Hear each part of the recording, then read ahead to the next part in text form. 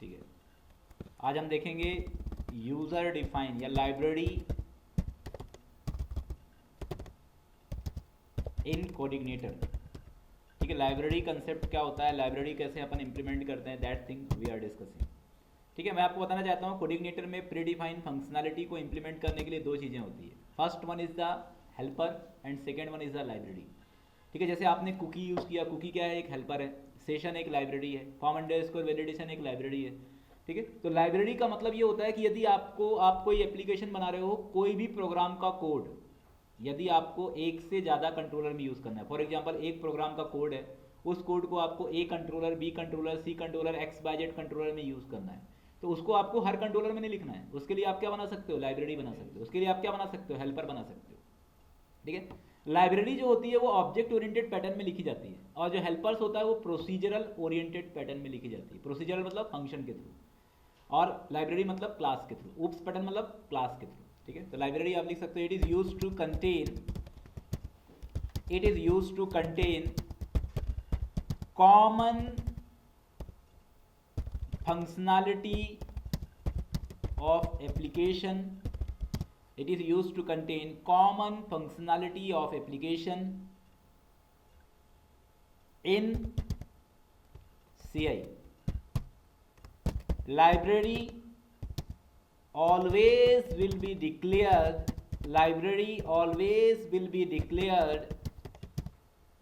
in oops pattern. ये object orientation oops pattern को follow करते हैं। इन oops pattern means we will define library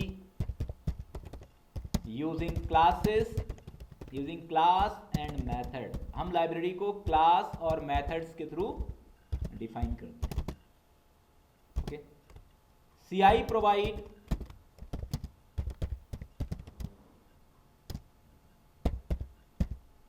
provide library folder to create library. We can call library using autoload.php। Library आप दो तरीके से call कर सकते हो, या कि autoload.php में कॉल कर सकते हो, और कंट्रोलर कंस्ट्रक्टर या किसी कंट्रोलर के कंस्ट्रक्टर में कॉल कर सकते हो।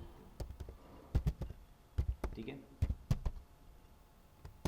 इसके लिए देखो कंट्रोलर के कंस्ट्रक्टर में कॉल करने के लिए आपको लिखना पड़ेगा $this load library। ठीक है, अपन ने यदि आपको प्राइवेटली किसी भी लाइब्रेरी को कॉल करना है तो यहाँ पे आप कंट्रोलर के अंदर, कंस्ट्रक्टर के अंदर भी आप लाइब्रेरी को कॉल कर सकते।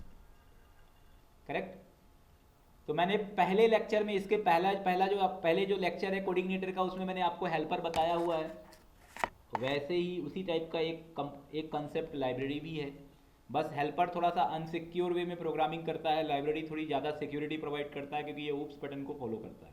तो ऑब्जेक्ट ओरिएंटेशन के जो फीचर्स हैं वो आप इसके अंदर अप्लाई कर सकते हो। किसके अंदर, लाइब्रेरी के अंदर अप्लाई कर सकते हो। How I can apply it. ठीक है, अब हम इसको प्रैक्टिकली इंप्लीमेंट करके देखते हैं। ठीक है, देखिए सबसे पहले मैं अपने प्रोजेक्ट को ओपन करता हूँ, smart school, it is the project.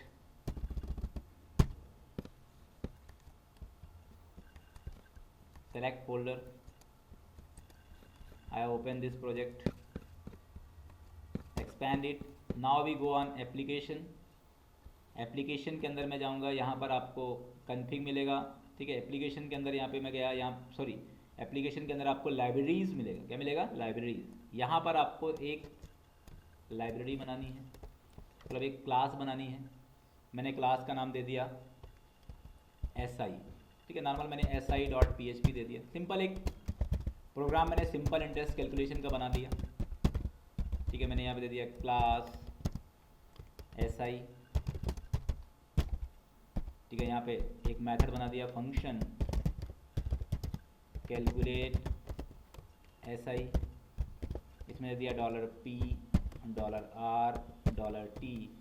ठीक है, नॉर्मल एक क्लास बनाया और रिटर्न कर दिया मैंने $P multiply by $R multiply by $T and divide by 100। इस तरीके से मैंने इसको मैनिपुलेट कर दिया। ओके, तो this is for calculate SI।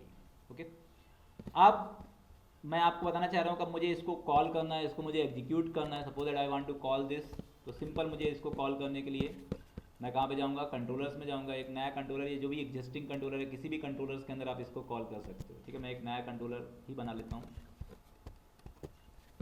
इस कंट्रोलर का नाम दे दिया मैंने कैलकुलेशन। क्या नाम दे दिया मैंने, calculation dot PHP। This is a controller. आप सभी को पता होगा कंट्रोलर का बेसिक सिंटैक्स क्या होता है। यदि मुझे इसको कंट्रोलर बनाना है तो मैं क्या लिखूंगा, class calculation extend CI underscore controller. Now I will write function double underscore construct,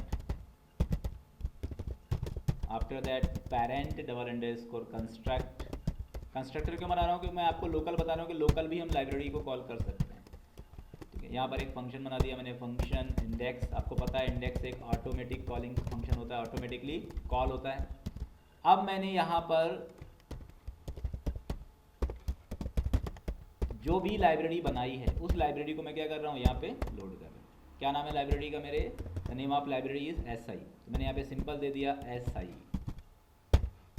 ठीक है, अब इस लाइब्रेरी के अंदर के मेथड को कॉल करना है, तो डॉलर दिस SI, और मेथड का नाम क्या है, कैलकुलेट SI। ये मेथड, इस तरीके से अपन मेथड्स को कॉल करते हैं। यहाँ वैल्यूज अपन पास कर देंगे, पी की जो भी वैल्यू अपन भेजेंगे। ठीक है, मैं आपको एक एग्जांपल के तौर पे बता रहा हूँ। ठीक है, कि इस तरीके से, क्योंकि ये SI हो सकता है कि ये सिंपल इंटरेस्ट का जो लॉजिक है वो कम से कम आपको अलग अलग कंट्रोलर्स में 8 या 10 बार कॉल करना हो। तो आप 10 बार, सीधी सी बात है, सिंपल इंटरेस्ट का फॉर्मूला लिखने से अच्छा ये है कि आप उसको एक लाइब्रेरी बना के रख लो और उसको आप हर जगह कॉल कर लो। ठीक है, तो लाइब्रेरी को अपन इस तरीके से लोड करते हैं और इस तरीके से लाइब्रेरी को अपन कॉल करते हैं। ठीक है, तो ये सिंपल स्टेप है कि आपको कोऑर्डिनेटर एप्लीकेशन के अंदर लाइब्रेरीज नाम का एक फोल्डर प्रोवाइड करता है। इस फोल्डर पे आप राइट क्लिक करिए, यहाँ पर आप एक फाइल बनाइए, उस फाइल के अंदर अपने फंक्शन को डिफाइन करिए और उसको इस तरीके से लोड कर लीजिए। जब भी आपको कॉल करना है आप उसको लोड करके यूज़ कर सकते हो। तो पहला स्टेप में अपन ने लाइब्रेरी को लोड किया और दूसरे स्टेप में अपन ने मेथड्स को कॉल किया। डॉलर दिस SI क्या है आपका, ये फाइल का नाम है, और कैलकुलेट SI आपके मेथड्स का नाम है। ठीक है, इको क्यों किया, क्योंकि ये रिटर्न टाइप फंक्शन है। आपको पता है रिटर्न टाइप फंक्शन को हमें इको कराना पड़ता है जहाँ पर अपन कॉल करते हैं, क्योंकि ये वैल्यू रिटर्न करता है। Now I will execute the program. अब मैं इस प्रोग्राम को एग्जीक्यूट करता हूँ। इसके लिए मैं कहाँ पे जाऊँगा, कन्फिग के अंदर जाऊँगा। कन्फिग के अंदर मुझे routes.php फाइल मिलेगा। इस routes.php फाइल के अंदर जाकर के मैंने यहाँ पर एडमिन लॉगिन के जगह कंट्रोलर का नाम दिया। क्या नाम है कंट्रोलर का, calculator. Okay, calculation, sorry calculation. Calculation is the name of controller. अब इस प्रोग्राम को मैं चलाता हूँ। इसके लिए सबसे पहले XAMPP सर्वर स्टार्ट होना चाहिए।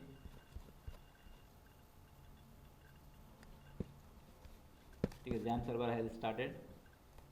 Open browsers, type here local host.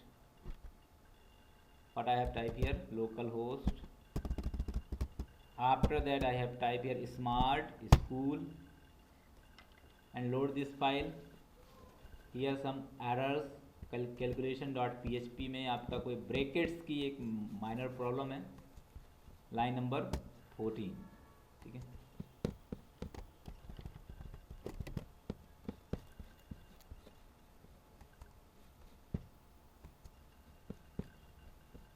Syntax error expected, कहीं पर ये सेमीकोलन की प्रॉब्लम होगी।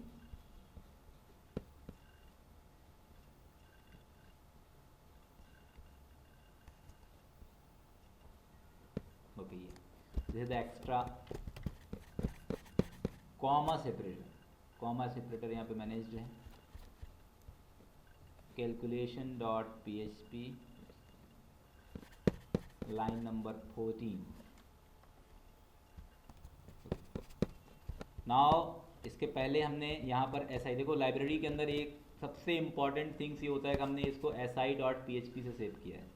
भले आपने कैपिटल के नेम से सेव किया है, लेकिन आप जब कॉल करोगे इसको तो आपको यहाँ पर स्मॉल से ही कॉल करना होगा। ठीक है, तो अभी जो आप एरर मैसेज हमें स्क्रीन में दिख रहा था, देयर मीनिंग इज दैट कि इसके अंदर जो प्रॉब्लम थी वो ये थी कि हमने उसको हमारे पास जो मैसेज था, हमारे पास जो डिटेल था, उसमें हमने यहाँ पर कैपिटल में लिखा था, इसलिए ऐसा ही आपको स्मॉल में लिखना। आप यहाँ पे देख सकते हो सिंपल इंटरेस्ट का रिजल्ट आपको यहाँ पे शो हो रहा है। और ये जो आ रहा है ये हुक्स के थ्रू आ रहा है, ठीक है। इसके पहले टॉपिक में मैंने हुक्स बताया था। हुक्स क्या होते हैं? ऐसे इवेंट जो अपने आप कॉल होते हैं, implicit events, that is called hooks.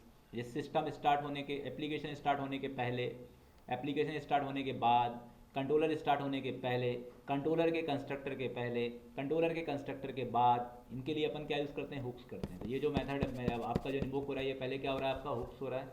और उसके बाद अभी तो आपको लाइब्रेरी पे फोकस करना है, तो इस तरीके से हम लाइब्रेरी बना सकते हैं। अब एक लाइब्रेरी के अंदर मल्टीपल, ऐसा नहीं है कि लाइब्रेरीज के अंदर सिर्फ आप एक ही फाइल बना सकते हो।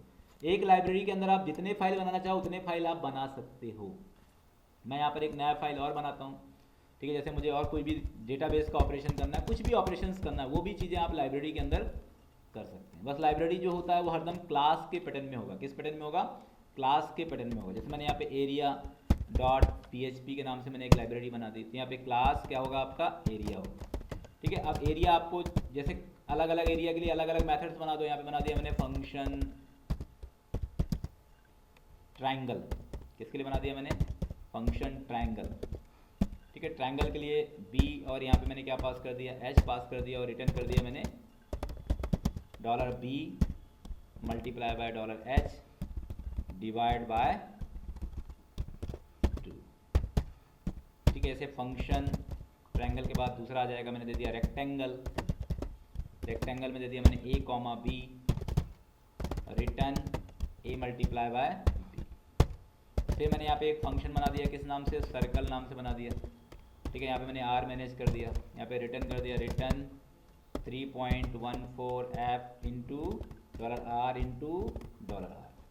ये 3 मैंने एरिया बना दिया। अब ये जितने फंक्शंस आपको बनाना है, मतलब एक लाइब्रेरी के अंदर, लाइब्रेरी फोल्डर के अंदर अनलिमिटेड फाइल बना सकते हो, और एक क्लास के अंदर अनलिमिटेड फंक्शन बना सकते हो। अब यदि मुझे इसको कॉल करना है तो मैं सिंपल क्या करूँगा? यहाँ पे गया $this लोड लाइब्रेरी, और इस लाइब्रेरी के अंदर का क्या नाम है? इसके फंक्शन का नाम क्या है? एरिया। तो मैंने यहाँ पे क्या लिख दिया? एरिया लिख दिया।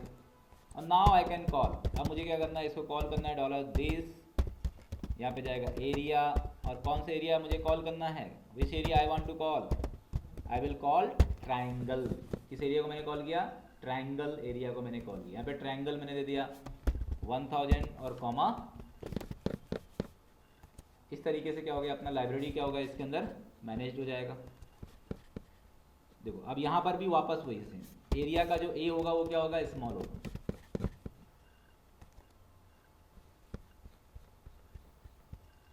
area.php में यहाँ पे कोई मिस्टेक है? Form online 11 okay, the dollar will be here, $a into $b, $a into $b, ठीक है। यहाँ पर आपको ये मैनेज करना पड़ेगा, इस तरीके से हम manipulate. Okay, now we call this. तो ये आपको ट्रायंगल का जो रिजल्ट है मिल रहा है। यहाँ पर मैं BRB लगा देता हूँ। तो मैंने आपको सिंपल बताया कि इस तरीके से हम इसको कॉल कर सकते हैं, इस तरीके से इसका इम्प्लीमेंटेशन कर सकते हैं, ठीक है। दिस वन, ये अलग अलग लाइन में आपको डिफरेंट लाइन में यहाँ पे मैनेज हो गया। तो इस तरीके से आप कितने भी डिफरेंट अप्रोच आप मैनेज कर सकते हो। मैंने यहाँ पर F लगाया था, ध्यान रखना F PHP में नहीं लगाने की ज़रूरत होती है। F is not required in PHP, it will be in Java and other programming languages, ठीक है। PHP में आप 3.14 लिख दोगे तब भी ये चलेगा, ठीक है। तो एक बार आप पूरा कोड एक गो थ्रू कर सकते हो। मैंने आपको फिर से एक बार बताता हूँ कि लाइब्रेरीज में राइट क्लिक करना है, area.php बनाना है, यहाँ पर अलग अलग मैथड्स बनाने हैं। इसको कॉल करने के लिए लोड लाइब्रेरी यूज़ करना है, ठीक है। और यहाँ पर जरूर ध्यान रखना कि आपको जो एरिया मैंने बनाया है इसको आपको लोअर केस में ही लिखना है। किस में लिखना है? लोअर केस में, भले आपका फाइल का नाम कैपिटल में रहे। ये लाइब्रेरी में आपको बिल्कुल ध्यान रखने वाली चीज़ है, ठीक है, ध्यान रखने वाली कंसेप्ट।